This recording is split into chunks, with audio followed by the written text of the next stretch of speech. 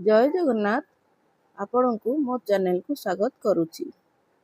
आज मु कहिबी कुंडली रे मेष राशि उपरे रविचंद्र एकाठी थिले 12टी भाव उपरे की प्रभाव पड़े। प्रथमे आमे जानिबा रविचंद्र एकाठी थिले व्यक्तिर व्यक्तित्व केमिति होइथाय। रवि और चंद्र एकाठी थिले अमावास्या योग सृष्टि हुए।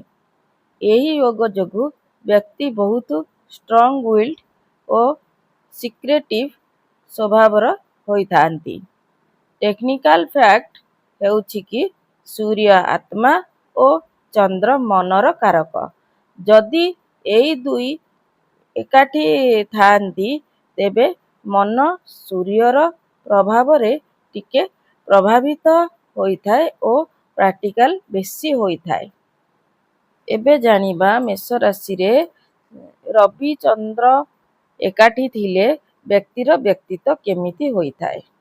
मेष राशि रे रवि उच्च होइथांती, तेणु चंद्र संगे मिसिले व्यक्ति बहुत आम्बिशियस और फेयरलेस होइथांती।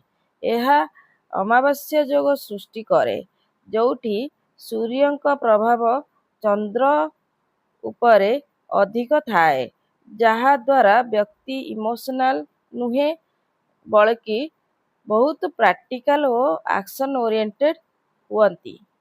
चलंतु जानिबा कुंडली रे मेष राशि उपरे रविचंद्र एकाठी थिले 12टी भाव उपरे की प्रभाव पड़ी थाए। लग्न रे मेष राशि रे रविचंद्र एकाठी थिले व्यक्ति को फेम आउ लीडरशिप दिए।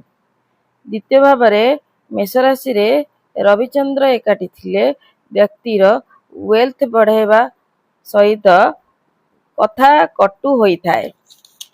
तृतीय भाव रे मेष राशि रे रविचंद्र एकाठी थिले व्यक्ति साहसी आउ पराक्रमी होइथाय। चतुर्थ भाव रे मेष राशि रे रविचंद्र एकाठी थिले व्यक्ति को प्रॉपर्टी देले भी मानसिक शांति टिके कम दिए। पंचम भाव को बुद्धि स्थान कहा जाए, जोठी मेष राशि रे रविचंद्र एकाठी थिले व्यक्ति प्रज्ञान बहुत तेज होइथाय। षष्ठ भाव रे मेष राशि रे रविचंद्र थिले व्यक्ति को शत्रु ठारू जय लाभ कराए, कंपटीशन आउ कोर्ट केस रे विजय लाभ कराए।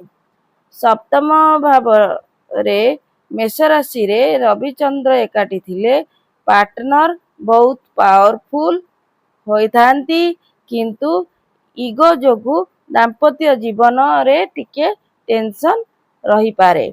अष्टम भाव रे मेष राशि रे रविचंद्र एकाठी थिले व्यक्तिर इंट्यूशन आउ गुप्त विद्या पई एहा गोटे बड़ वरदान भली होइथाय।